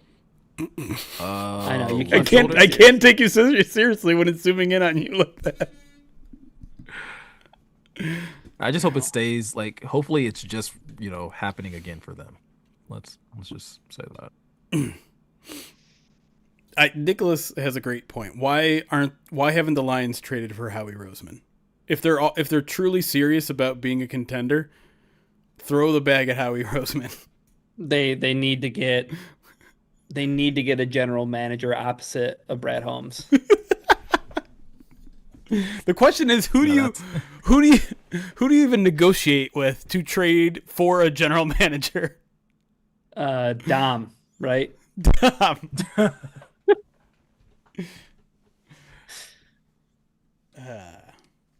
Yeah, to your point though, Miko, like Bigsby last year, 168 carries, 766 yards, 7 touchdowns, so 4.6 a carry. Good production. Yeah. Yeah, I mean, I can't wait to hear, the Eagles continue to make moves while Brad Holmes is asleep at the wheel. All right. Let's get out of here and watch some Jeff Okuda. Jeff Okuda versus Ben Johnson. Let's see if Caleb Williams can read his wristband. I forgot to do an open thread for this game on the site. Oh, I'm just gonna throw man. one other in it.